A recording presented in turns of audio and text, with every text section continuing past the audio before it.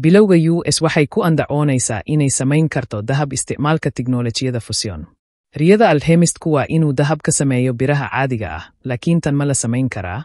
Fiisigiska loo baahan yahay si loo sharaxo sida loo beddelo hal shay oo kale ayaa fiican. La fahmay oo 10 sano ayaa loo isticmaali jiray dardargeliyayaasha iyo isku dhaca, kuwaas oo wada burburiya qaybaha subatomiga.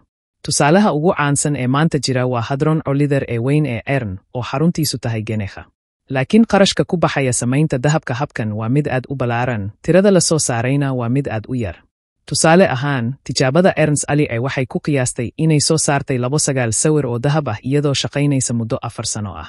Marka la eego heerkaas, waxay qaadan doontaa 100 jeer inta adduunku nool yahay si loo sameeyo troy ounce oo dahab ah. Shirkadda bilowga ah ee Californian Marathon Fusion waxay soo jeedisay habab aad u kala duwan in la isticmaalo shucaaca ka soo baxa walxaha neutronka ee fal-celinta fiyuuska nukliyeerka si loogu beddelo hal nooc oo mercury ah mid kale oo loo yaqaan mercury 197. Tani waxay markaa u jejebisaa qaab xasiloon oo dahab ah, dahab 197. Habkan qurub qudhunka ah waa meesha hal qayb subatomi si kedis ah isu beddesho 2 ama ka badan oo qayb ka fudud. Kooxda ka socota Marathon Fusion waxay ku qiyaaseen in warshad koronto oo isku dhafan ay soo saari karto 2 tan oo dahab ah gigawatt ee tamarta kulaylka 1 sano oo shaqo ah. Bambooyinka mercuryada isotope 198 oo leh neutrons ayaa horseedaya abuuritaanka mercury isotope radioactive 197, kaas oo kadib u qudmi doona midka kaliya ee deggan. Isotope dahab ah. Gacan dahab ku haysta. Dahabku aad buu u qiimeeyaa sababo badan dartood, ugu yaraan kuwaas oo ah caabinta daxalka. Furaha ayaa ah in la helo neutrons tamar leh oo ku filan si uu u kiriyo habka qudhunka mercuryga. Haddii tan la samayn karo si ay u shaqayso, markaa waa fikrad xiiso leh. Laakiin haddii ay faa'iido nadiif ah samayn karto waa arrin kale. Si taas loo sameeyo, qulqulka neutron weyn, qiyaasta xoojinta shucaaca neutron, ayaa loo baahan yahay. Tan waxaa lagu soo saari karaa iyadoo la isticmaalayo isku dhafka shidaalka caadiga ah ee reactors fusion, deuterium iyo tritium, labadaba waa foomamka hidrogen, si loo abuuro tamar balaasmaha reactor fusion. Neutronyadu si fudud ayay u galaan walxaha waxayna kala firdhiyaan xudunta pores atomka, iyaga oo gaabinaya marka ay sidaas samaynayaan.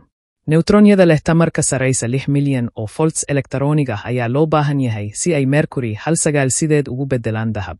Si loo helo qiyaasaheeda, Marathon Fusion waxa uu isticmaalayay fal-celiyaha fiyuuska mataanaha dijitaalka ah, nooc kombuyuutar ah oo u ekaysiiya fiisigiska fal-celinta fiyuuska iyo hababka shucaaca ee ka dhashay.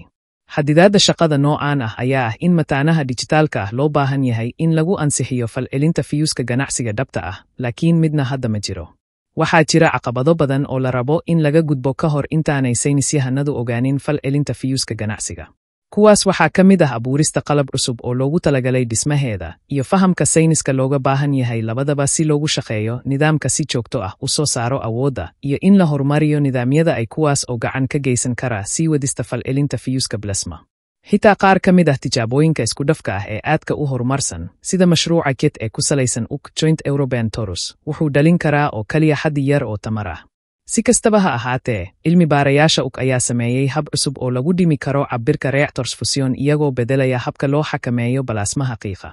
Nooc ka mid ah fikradda reactor fusion novel ee loo yaqaan spherical tokamak ee wax soo saarka tamarta tallaabo, waxay hiigsanaysaa in ay diyaar noqoto 2-4 eberka. Qashinka shucaaca. Warqadda waxaa suurtogal ah in dahab laga sameeyo mercuryga oo ku jira reactor fusion. Si kastaba ha ahaatee, ilaa fal-celiyayaasha fiyuuska ganacsiga laga xaqiijinayo, malo awaalka uu isticmaalo Marathon Fusion ee daraasadiisa mataanaha dijitaalka ah ayaa ahaan doona mid aan la tijaabin. Intaa waxaa dheer, dahab kasta oo lagu soo saaro reactor fusion wuxuu marka hore ahaan lahaa shucaac, taasoo la macno ah in loo kala saari doono qashinka shucaaca. Sidaas awgeedna waxay u baahan tahay in la maareeyo wax yar kadib soo saarista. Sida fiisigisyada nukliyeerka iyo walxaha qaybuhu ay si fiican u yaqaanaan, aad bay u fududahay in la iloobo in lagu daro saameynaha jireed ee muhiimka ah iyo faahfaahinta muhiimka ah marka la abuurayo mataano dijitaal ah oo tijaabo ah.